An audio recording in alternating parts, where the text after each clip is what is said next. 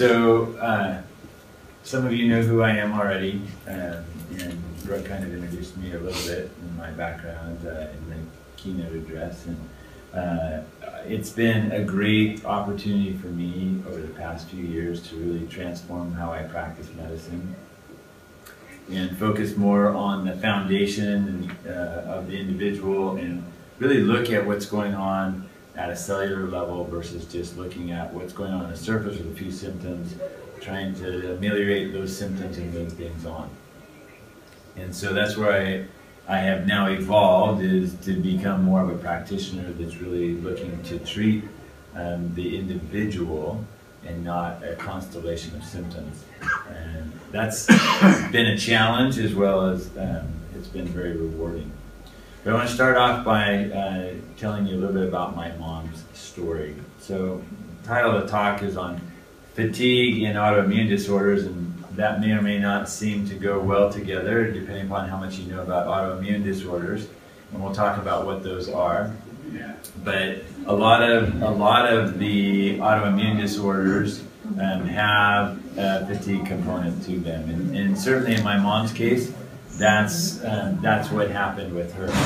And she found that she was she'd actually, when she called me at this particular time, my sister was living in Korea with her husband, who was an Army pilot, and they had just moved there recently, and she went over to help kind of get them settled in, because as is typical with the military, they got there, and instead of her husband being actually able to help her move in, he was off for training for the next month. So here she was in a foreign country, little baby, 2 dogs, and trying to get moved in. So my mom flew over to help out. She came back, and she just wasn't able to recover from the trip. Her fatigue just started to really settle in. And she works in a call center at the hospital in her city overnight. She works the night shift, and so she takes calls and then works on trying to coordinate beds with the nurses in the hospital as they come up from the ER. And she was just finding that she was having to take more and more stimulants at night in order to keep herself awake, and then even still she was just starting to feel more and more foggy and stuff. And she had been put on thyroid medication to help treat a thyroid disorder.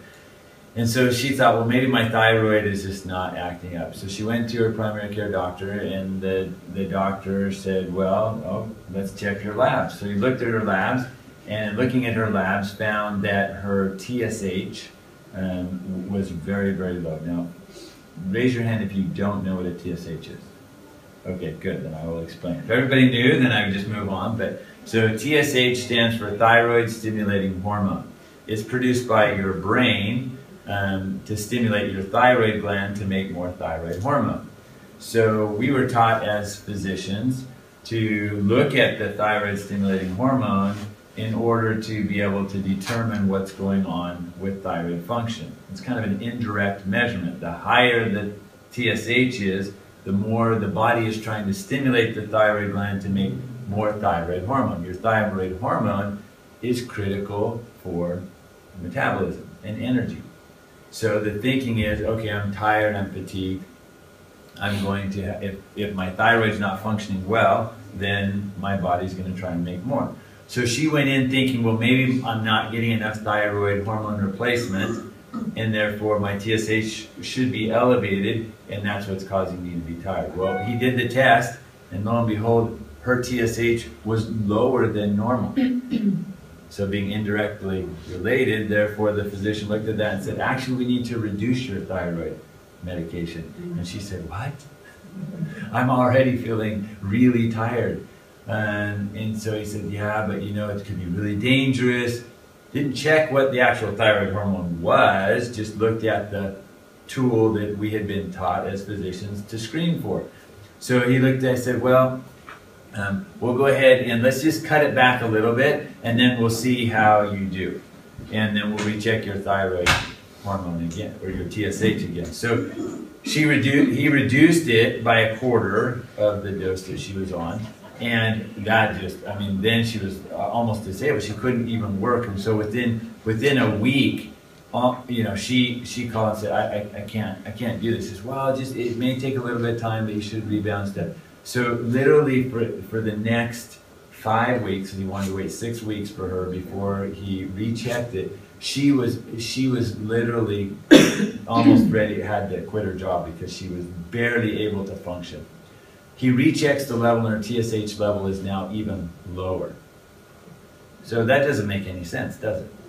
And so he was completely confused, sent her to the endocrinologist. The endocrinologist then did more of a panel. So he actually checked the thyroid hormone, and everything came back, quote unquote, normal. So as you can imagine, my mom, being very frustrated and concerned about her well-being, calls me and says, I need some help with this. I know you're not my doctor. I know I shouldn't be having you doctor me, but I need some help with this. And so I said, well, what's going on? Let me see send me your labs. I looked at her labs. And when I looked at her lab panel from the endocrinologist, it became very clear to me that some of the ratios between the hormones were not accurate, and that there was other testing that could have been done, like looking at antibody testing, to see if the body was actually attacking her thyroid hormone, to see what was going on. And sure enough, there were some other things going on. We weren't able to test for it because her primary care doctor wouldn't order these tests. But I switched her to a different form of thyroid hormone, from just T4, which is your synthroid, levothyroxine, that's just straight thyroid hormone. Well, in your body, that's the storage form. The active form is actually T3, which is a smaller molecule, only has 3 iodines attached to it instead of 4, but that's what your body gets the signal from and actually makes it happen. If you don't convert very well from T4 to T3, you can imagine you have all of this thyroid hormone moving in the body, but it's not doing much. But that would make the TSH go down, right? Because your body says, oh, there's plenty of thyroid hormone, but you're not making enough T3. So I put her on a natural desiccated thyroid called Armour thyroid, which has T4 and T3 in it. And lo and behold, guess what happened to her fatigue? It started to resolve, her energy started coming back up. She also had some antibodies against her thyroid gland. Now, the antibodies will interfere with your body's ability to make thyroid, as well as how the thyroid binds to the receptors in the cells. And so despite the fact that you, again, may have quote-unquote normal thyroid hormone testing, if you have antibodies, it's going to make you feel more fatigued. So that's really kind of where the talk, that's a little bit of background, a lot of science associated with thyroid function, but that's kind of how fatigue and autoimmune disorders go together. So we'll talk a little bit more about autoimmune disorders. So, oh yeah, I should have had you move ahead, so go ahead. So yeah, this is what her endocrinologist was basically telling you. TSH is normal, it's all in your head. There's nothing wrong with you, right? Because that's what doctors say. If you come in with a complaint that they don't have a lab test, if they can't find objective evidence for, then it must be all in your head. You're just stressed. Well, okay, yeah, but what do I do with that? I mean, everybody's stressed, right? We live in a completely stressed world. I mean, the normal pattern for women really should be what? You go through this time where you're raising children and you're stressed at home. The dad is off and he's working hard and he's stressed. But guess what God gave you? He gave you estrogen. Believe it or not, estrogen and progesterone are great mood changers. So what happens in menopause? What happens to those balancing hormones? They go out the window. But what should be happening in menopause, right? You should be relaxing, right? Now you get grandchildren and you only have them for a short period of time and you send them off and you can, and you enjoy and you go on vacations with your husband because he's now, worked a long time so you can take more vacation time. But is that the world we live in? No. Most women now who are over the age of 50 are working. Okay, they're put in a situation that's stressful, that they're not accustomed to, and where normally they would have hormones to help offset that stress, they don't have that anymore. Why do women get heart attacks after the age of 50 and not before? Men will get them before.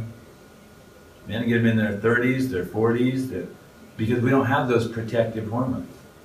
The other amazing thing about those female hormones is somehow they make the brain not quite remember how bad it is.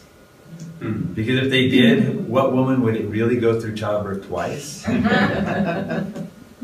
If men had to do that, we'd be done. Be like, whatever, take it out, I'm done, I don't want to move on, I'm never doing that again. But you know, but once you get in the postmenopausal state, all of a sudden now everything is so much more challenging.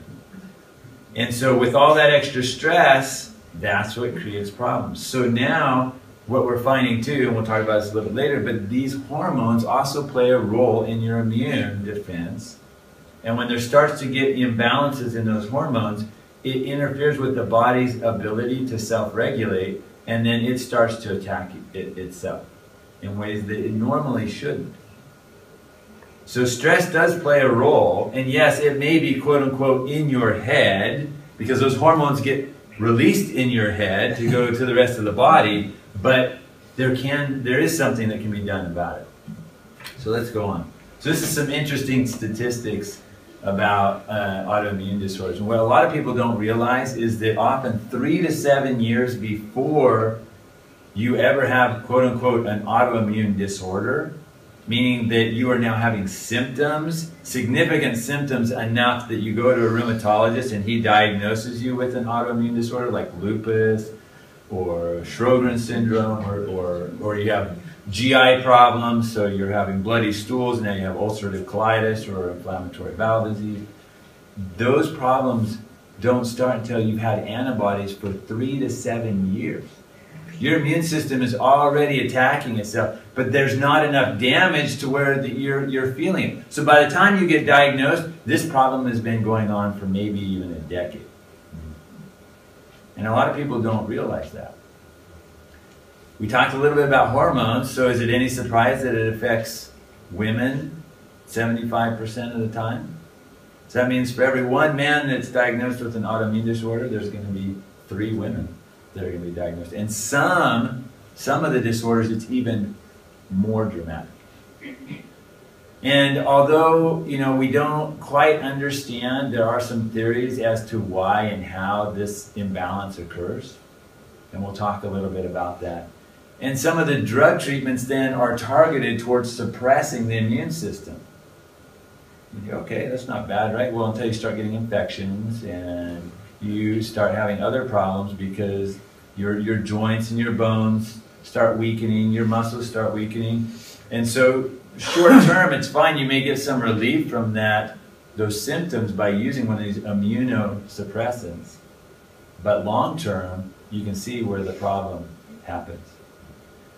But there are some alternative therapies, and we'll talk about those, most of which have to do with your diet. So let's go on to the next slide. So what is autoimmunity? So, you know, it's not really a car in your body that's getting attacked by these strange out-of-space creatures.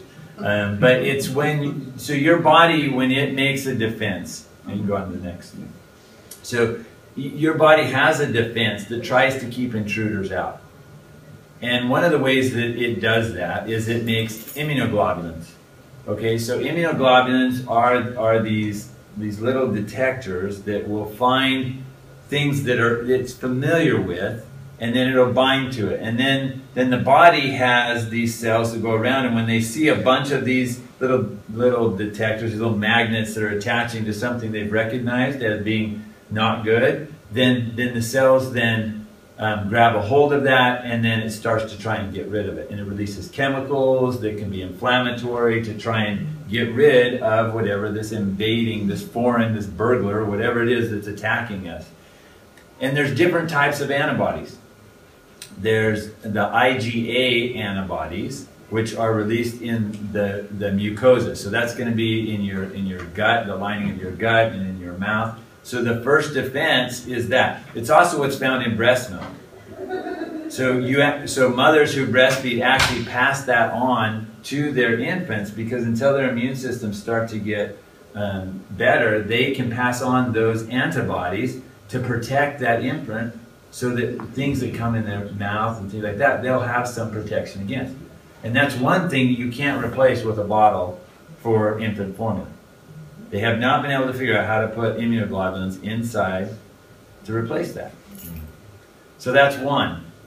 And the way that looks at it is, if you imagine if you're in the gut and the gut starts to see something foreign, it'll start sending these immunoglobulin A to attack this thing, and then it starts launching missiles at it to blow it up.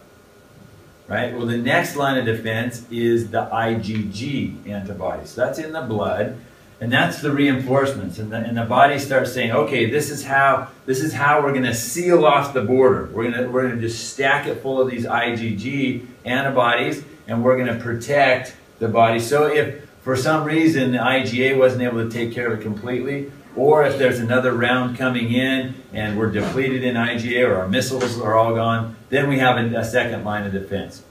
All right, and then also those antibodies can help protect and help the body remember that this is a bad news thing. All right, but the reinforcements are already there. Now in the blood, the antibody that's similar to IgA, which is in the lining, in the lungs, in the mouth, and in the gut, is IgM. So that acts similar to IgA, but it's in the blood. So if you get an infection like Epstein-Barr virus, which causes mono, your body's going to produce antibodies that are IgM. And so as a physician, if I look at your blood and I see antibodies that are positive for Epstein-Barr that are IgM, that tells me that you're having an acute infection. There may be IgG antibodies, and that tells me you've had a previous exposure, or if I see IgM and IgG, I know that this is either a recurrence of that infection, the bodies start to build up, so now it's attacking again, or it's an acute infection and the body's gotten to this far enough along in the stage it started to build up the reinforcement. All right, the last one that we're not going to talk a lot about is IgE, and that's more of the allergy. So people who have allergies, when we talk about peanut allergies, they have immunoglobulin type E against, say, peanuts. And so when that happens, the body will then release chemicals that can cause your throat to swell up, cause you to have a rash, cause other things. All right, but those are the main types of antibodies. So in this slide then, what this shows is how you end up with antibodies that may be attacking yourself long before. Because as we talked about, the body starts producing these antibodies upon exposure. But if it sees something like a virus, and on that viral coat or on that bacterial coat, the protein in it starts attaching it with these antibodies, those that appearance may look very similar to something in the thyroid gland, or a protein in the gut, or a protein in the joint. And so then the body starts making more of these antibodies, but it says, oh, that's a problem too. That's a bad guy, and that's really you. And so it starts attacking. But there's ways that the body can regulate that and do a better job of keeping it in balance. And if it's not careful, then it ends up creating this problem. And a lot of what we ingest and we're exposed to can influence our immune system to get a little confused. And even though it looks like it shouldn't be attacking it, but it is, because it's like its vision gets blurred. And well, it looks like a bird, so therefore I'm going to attack it anyway. All right, next. So there's over 24 million individuals in this country who are affected by autoimmune disorders. Not who have autoimmune antibodies, but have disorders. And there's over 40 different types. The most common is Hashimotos, which is why I gave that example, which is the attacking of the thyroid gland and its production that leads to hypothyroidism. Graves' disease, another thyroid disorder, but the opposite. It turns on the thyroid either by increasing production, or it causes there to be stimulation of the thyroid receptors throughout the body. Other examples are type 1 diabetes, vitiligo, multiple sclerosis, lupus, celiac disease, inflammatory bowel diseases, and etc. So when we look at this slide here just kind of goes to show you specifically what's affected. So there are multiple areas: the pancreas, the kidneys, the stomach, the liver, the muscles. Anything can be affected. The blood vessels, by your body attacking itself. And again, by the time there's damage that we're recognizing and saying, okay, you now have an autoimmune disorder. This has been going on for a while. Next. So this is what, right? This is what the rheumatologist will say, right? According to all of our tests, your immune system is out to lunch. And unfortunately, it's eating you. All right, so when we look at thyroid, since it's the most prominent, 27 million Americans suffer from thyroid disorders. 13 million of those are undiagnosed. Well, actually, there's probably another 13, so maybe 40 million who are suffering from thyroid, which is a huge cause of fatigue. Huge cause of fatigue. What's the difference between thyroid disease and Hashimoto's? So the difference is if your thyroid, for whatever reason, stops producing enough thyroid hormone, or as we talked about, T4 is not getting converted to T3 in the peripheral part of the body, which 80% happens in the liver, 20% happens in the gut.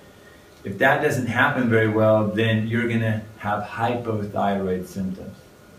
And you're going to feel tired. Where Hashimoto's is basically attacking the machinery that makes thyroid. So you get lower production, or your body may even overcome that a little bit, make normal, but then it just interferes with how the body functions. That's the same, whether it be thyroid disease or Hashimoto's. From mostly, but I have found clinically that people with Hashimoto's have more joint and muscle problems, and often get a diagnosis of fibromyalgia because they have so much muscle pain. It's not, I would say probably 90% of my fibromyalgia patients, we uncover Hashimoto's as one of the reasons that they have fibromyalgia. Yeah, so, all right, and then interestingly enough, 80% of women, or 80% of people with thyroid disorders are women. Again, linking some of the hormonal components of it. So this is the green is the iodine, and the very last one, reverse T3. So in the body, a small percentage of the T4 will go to make reverse T3, which is basically the brakes. And so people who are hyperthyroid will see higher levels of reverse T3 because that's the body's own mechanism of keeping it balanced. All right.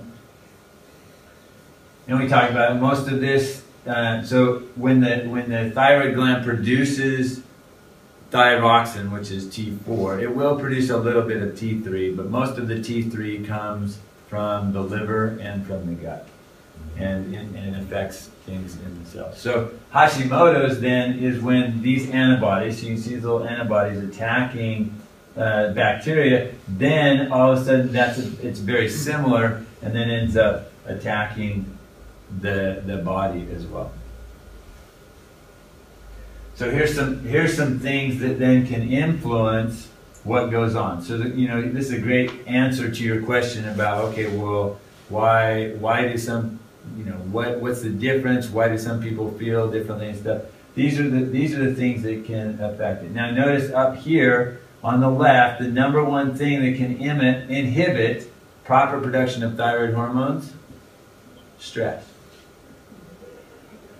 So our stress and the amount of stress and how we respond to stress can then start to play a big role in how well our thyroid is functioning and how well our immune system functions. Other autoimmune disorders like celiac disease, but then look at the environmental stuff. Infection, trauma, medications, fluoride, because fluoride and iodine look very similar. And you get too much fluoride in your body, get too much bromide in your body, and guess what? It starts binding to those iodine receptors and clogging them up, making it more difficult for your body to make thyroid hormone. Does topical cause a negative effect also? Because isn't bromine what they're starting to use to purify swimming pool water now? So the question is, does topical bromide? Absolutely. And what do we normally sterilize or try and protect swimming pool water with? Chlorine. Well, guess what? Iodine, fluoride, bromide, chloride, all in the same family. They all interfere with the body in similar levels. Your body can handle some aspects of it, but not in large quantities. They put bromide in our food. All the flour that's processed has bromide in it. And, our tap water has fluoride in it. All the toothpaste. And do you guys know that there's never been a study that shows that fluoride actually helps prevent cavities? Mm-hmm. There's never been a study. It was just assumed, since there was some inference there, that would be. So then we're going to make sure everybody, and now over-fluoridation is a real big problem. So even though we may not be drinking the fluoride in the water because we're drinking purified water, bottled water, we're still showering in it, and it's going into our system. Right, you will absorb some of it. Now, if just getting rid of it in your toothpaste, getting rid of it in your drinking water, in the little bit that you're showering, that may not be enough to push you over, but for some people it is. Some people, if you have a sensitivity towards that, then if you have a sensitivity, absolutely, that would be enough. And the pesticides and plastics. How many of you know that they put plastics in cosmetic creams? Yeah, I mean they use preservatives. They use chemicals all the times as preservatives so they can stay. Paraben. Paraben is great because it's a great antimicrobial, so you can put it in these creams with some of these natural ingredients in there, and it'll last for a long time on the shelf. But guess what? It actually is an endocrine disruptor. It affects how it acts like estrogen in your body. And we've already established that part of the problem with autoimmune disorders is that estrogen factor. All right. So gluten is something that really can impact. And the theory is, and we'll get into this in a minute, but one of the ways that people develop autoimmune disorders is breaking down that barrier along the gut lining. And when that happens, then that allows things to get through the lining of the intestinal wall, and then the body starts. Well, gluten is great at breaking down that barrier. Every single person who eats gluten has an inflammatory reaction to it. So you're thinking right now, well, but I don't have celiac disease. Well, why not? So I can eat pizza or I can have a piece of bread and I don't have any symptoms associated with that. So why is that? Well, it depends upon how good your fire department is. All right, you have a really good fire department in your gut and you put out those fires after you eat wheat, then you're going to be able to keep things in balance. But if you have the genetics for celiac disease, you're not going to have a great fire department, and at some point the fire is going to get out of hand and start to cause more damage. Remember, 3 to 7 years of antibodies before you get diagnosed. And probably with celiac disease, we're looking at 20 years.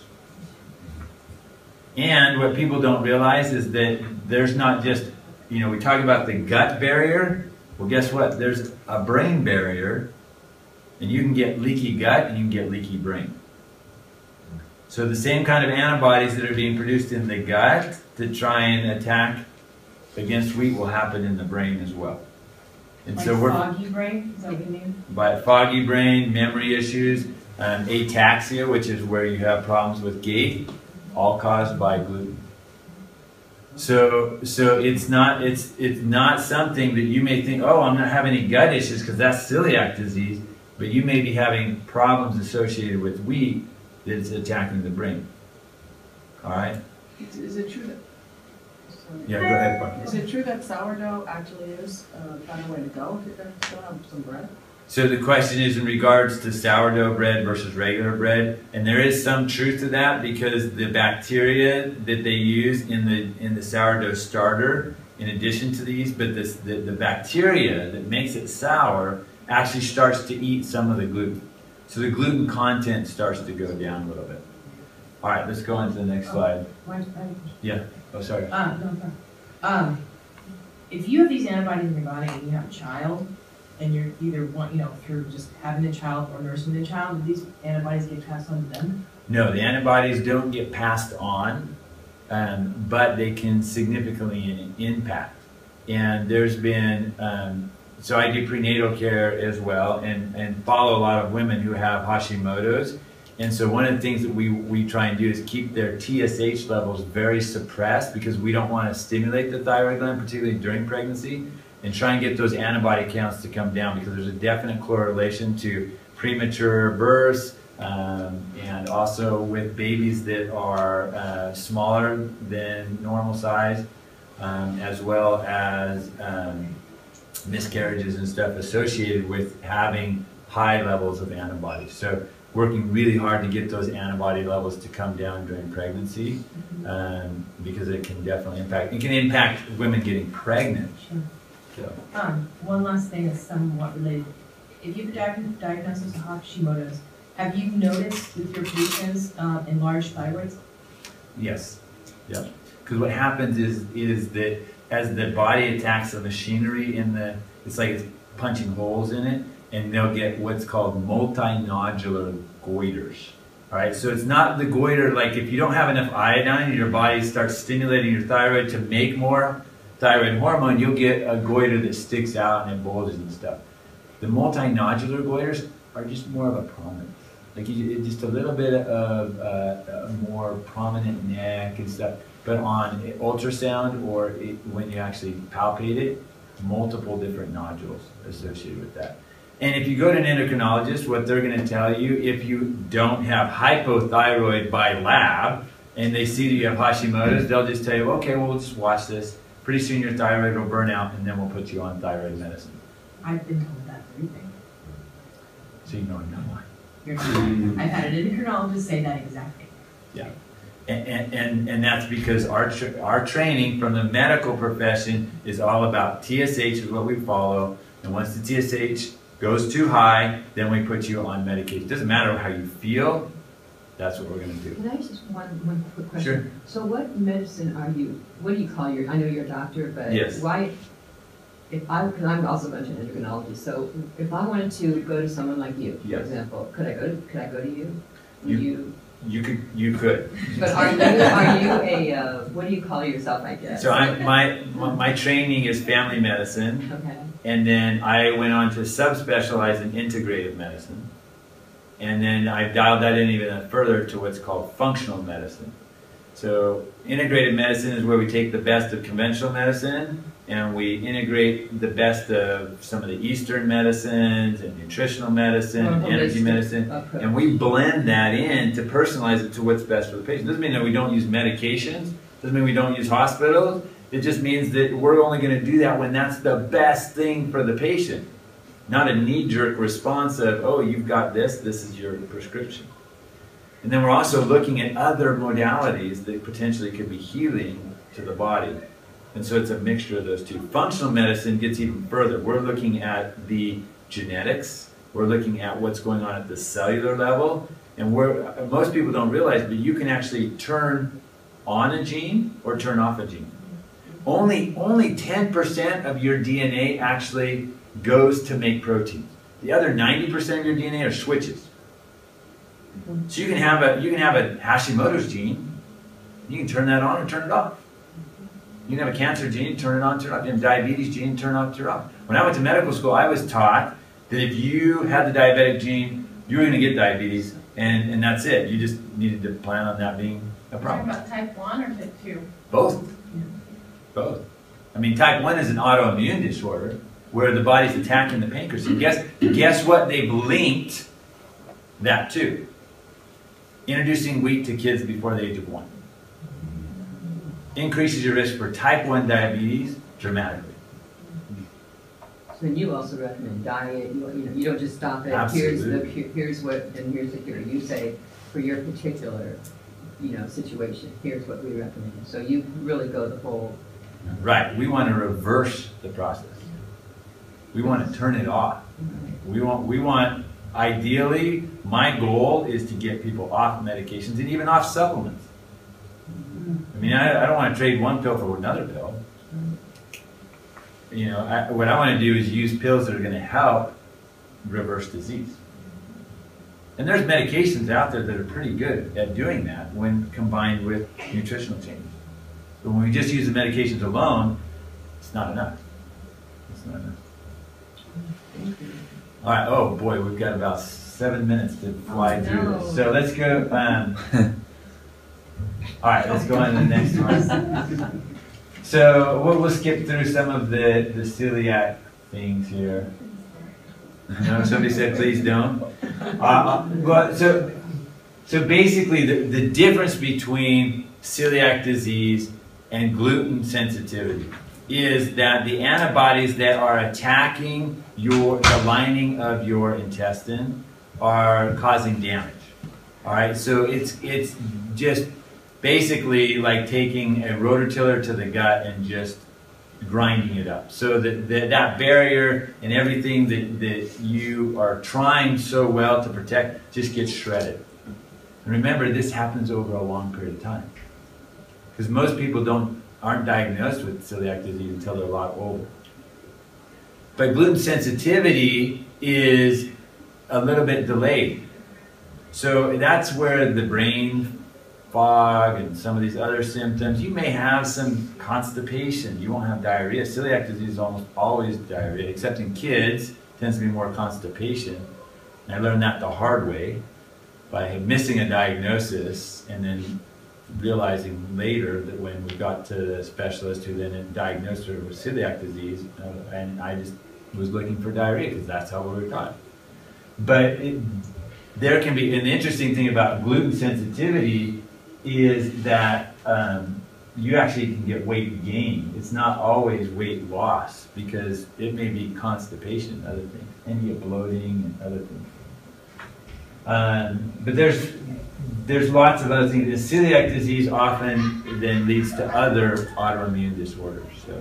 And we're going to put this on our website too, so you guys can all download it afterwards. So if you miss anything, because I know. All right, so let's go on. This is just a way of differentiating diagnostic-wise. These next slides, I'll briefly go through them. You can see these are the antibodies here, but this is how gluten then creates and these tight junctions here, which normally protect, start to get weakened, and then you can see things starting to get through that shouldn't be getting through.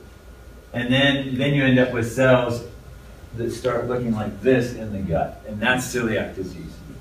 But just breaking this open and having leaky gut may be the extent of your gluten response.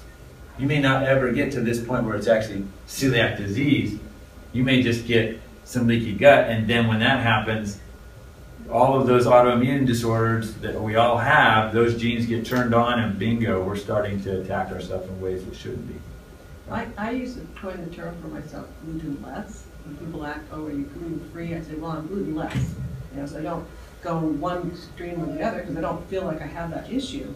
But if in general, with the way our things are being modified, is that a good way to go, or do you really have to go gluten-free? Every patient that comes to me with an autoimmune disorder I tell them to go gluten-free. Because the body can't completely heal itself if it's constantly trying to put a fire out in the gut. And there's actually testing now that we can do to look at quote-unquote celiac disease of the brain, where we're looking at these antibodies in the brain, and typically it takes, where with celiac disease, you can get the gut to start repairing within 3 months. We're seeing up to 9 to 12 months of the brain before headaches, before brain fog, some of those things. You have to be off this for a while. So it's not just, oh, I'm just going to go off gluten for a week and see how I do. I don't feel any different. So it's not quite as simple. But yes, the problem is that we're in a society that is so gluten overloaded, and the wheat that you can get organic wheat. And the problem with that organic wheat is that it's been hybridized so that the chromosomes and the gluten content is 3 to 4 times what it was for our ancestors. So and I think it's 14 chromosomes for einkorn wheat, which is an ancient wheat, You know, now the modern wheat, this hybridized, they call it dwarf wheat. It's got like around 48 chromosomes and 4 times the gluten content. And then we put gluten in everything. All you have to do is try and go on a gluten-free diet and start looking for things that don't have gluten in it, and it's shocking. And you realize, okay, I'm going to get one of those boxes that was given as raffle because I know there's no gluten in there. If it has a label on it and there's stuff in there, they don't have to always disclose that there's gluten in it. Now, they have to say it's gluten. If they say it's gluten-free, then it has to be gluten-free. And then we're talking about parts per billion. But if they don't have to necessarily say that, oh, we use some gluten as a thickener in this, always. So they'll say, maybe less than 1% or something. Yeah, Tiffany. Is that something you just go off while you're healing, or if you have it again, will turn the gene back on after you're healed? Yeah, so it depends upon whether or not we can actually test for the celiac gene. And so, I mean, I had a mom who was in my office just yesterday, and I diagnosed her daughter with gluten sensitivity, gluten intolerance, and we tested her, and she had a double hit. There's 4 genes involved. She had a double hit to one of the genes, and so we tested the mom, and sure enough, she had one of those genes, and she went on a gluten-free diet. She had irritable bowel syndrome for actually she remembers symptoms when she was a teenager, and for the first time in her life, her gut was actually starting to feel normal. She just thought that's how she was. So it's tough. We live in an environment that's tough. And all right, we'll have to speed through these next here for you. So that cartoon was a serial killer, but all right. This just shows the disproportion of females to men when it comes to autoimmune disorders. Go on next. And so the contributing factors: estrogen dominance, genetics, infections, inflammation, leaky gut, pro-inflammatory diet, food insensitivities. Believe it or not, if you're taking a Motrin every day, you're punching holes in your gut. I mean, you can handle that for maybe a week or so, but once it starts going beyond that, then, so you're having muscle aches and joint pain and stuff, and you start doing it, you're just setting yourself up for more problems. They're designed as acute medicines. I have a headache, I take one today, and then hopefully I don't have a headache again, right? Because maybe I had whatever viral or infection or something I ate caused that. I don't do that again. But again, now xenoestrogens, whenever you hear the term xeno, what that means is that it's from the environment. But it may have an impact on the estrogen. It may act like an estrogen once it gets in the body. Next. So let's talk about some treatments, because this is kind of one of the aspects that I love. And so since we talked about the fact that stress plays such a huge role in disrupting our hormones and in our immune system, I always try and work on that component. How can, if I ignore that and I let you continue to live in a stressful environment and that stress response continues, then despite what I give you, you're never going to quite make it. You may feel a little better. And I had a gentleman this past week, he has Graves and Hashimotos. So we're constantly trying to get the balance from going too high and then too low, too high and too low. So we got him going, we improved. He lost 44 pounds, was feeling great, and his wife started sabotaging his diet because she didn't quite believe he needed to be gluten-free and really needed to do these things and stuff. And so he's now put on 38 pounds. Oh. And the problem is he goes, it's hard because I feel so much better than I did before. I said, you're standing on a slippery slope. And any second, you're going to slip on that banana peel and down you're going to go, and it's going to be even harder to get you back. So we need to attack it. It's great that you're not to the point where you're feeling bad, but I'm telling you, you're going to be in crisis mode any day. This is just waiting to happen. And so, fortunately, he's going to have not just himself end up with our lifestyle educator, but his wife and his daughter, who's now living with them, who's 28 years old, and brings a lot of the crap into the house, and come and have them learn about why he can't continue, why it's dangerous for his body to continue in this realm. So it's important that we balance the gut. It's important we balance the hormones. We're looking for genetic mutations so that we understand where you're coming from so we can influence the way that the body behaves, and then we're going that. So one of the best ways to respond to stress is to journal. Write down what's going, get your emotions out. Next. And then we work on leaky gut by pulling foods. There's more than just gluten that can attack the gut. And then fixing any infections, and then working on things, giving you nutrients that are going to help in restoring function. It takes the gut about 23 days to kind of restore itself. Now that doesn't mean it's going to be completely healed, you have normal function, but that's how long it takes for one cell to be replaced by a new cell. And so some of the keys to this are essential fats. Those are your omega-3 fats, plant-based fats. Glutamine, L-glutamine is a nutrient, it's an amino acid that acts as a fuel source for the small intestine. Magnesium is critical for the muscle function of the gut to move things along. If you're not having at least one poop a day, and if not, sometimes 2 poops a day, then your gut is not functioning normal. That should be a normal gut. And then when we're trying to control the immune system, get things calm, sometimes we need to use drugs short term because the immune system's so out of control that we've just got to calm it down. We may use steroids, we may use some of these biological immune modifiers, sometimes we use IVs, and we got to get those down. And that's what most rheumatologists are doing.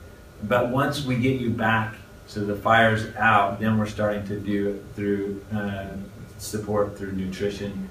And there's some amazing herbs and spices that can affect a particular chemical called NF-kappa B that will calm this down. Turmeric is one of those. And so my patients all know I talk about adding turmeric to their smoothies, whether through a medical food that already has it compounded, or if you're just doing an organic spice and dumping it in there. It takes a little getting used to, but it gives a little tanginess to your smoothie. And it's critical that we balance the hormones. Estrogen is such an important thing, and what's happening in our men is that we're seeing, because of these xenoestrogens in our plastics and our pesticides, what's happening is that those are getting into men and just starting to disrupt in ways that are lowering testosterone levels and creating basically women out of men. And emotionally, they're crying at movies and they're depressed. Okay, I'm sorry, I didn't mean to paint it that way, but I mean, it just ends up being a problem, and it leads to increased incidence of prostate cancer. It leads to we're seeing men with breast cancer now, and it's a real problem. Estrogens in red meat. I mean, there's not estrogen in meat. They add growth hormone, particularly to help increase the size. But growth hormone acts differently. It's not a xenoestrogen, but some of the antibiotics. Do you guys realize that over 70% of the antibiotics in this country is used on livestock? And so again, that affects the immune system. And then you're eating it. And how much DNA do you eat every day? All right, we focus on protein, we focus on carbohydrates, on fats. Do you ever stop and think about what happens to the DNA that you take into your body? Well, guess what? It gets incorporated into the bacteria in your gut, it gets incorporated into you. That's why GMOs are so bad, because it's changed DNA. We're ingesting DNA all the time, and that DNA is not inactive. It gets incorporated into our own DNA, it gets incorporated into the DNA of the bacteria. Okay, I know we need to get done here, but this is so fascinating. Okay, so with corn, all right, they're finding in pregnant women in Canada, all right, now do Canadians strike you as being the corn tortilla capital of the world? No, all right? So they're not eating a lot of this GMO corn up in Canada, and yet they're finding in the cord blood the pesticide that's used for corn. that they've now incorporated into the gene. What's happening in the theory, we haven't been able to prove it yet, the theory is that the bacteria it doesn't take much, and the bacteria is taking it in, and then the bacteria is producing the pesticide in the gut. And then it's getting absorbed into the bloodstream. Now it hasn't been proven yet, but how else do you explain pesticide in cord blood in a population that doesn't consume a lot of GMO corn? So if you think that the DNA is complete, that you take in you are what you eat, literally. And so making good food choices is really going to impact how your body's going. This is going to have an impact on my lunch, you know. Get better.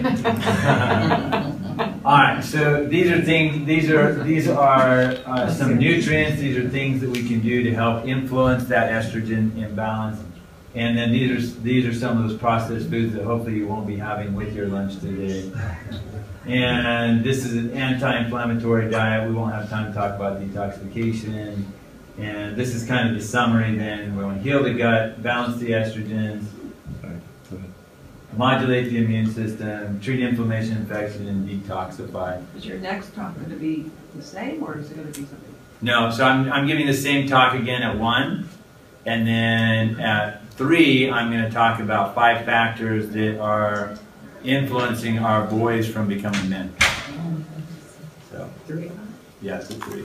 So, thank you very much. I'll be around for a few minutes. I know the next presenter is going to be coming in too. So, Thank you.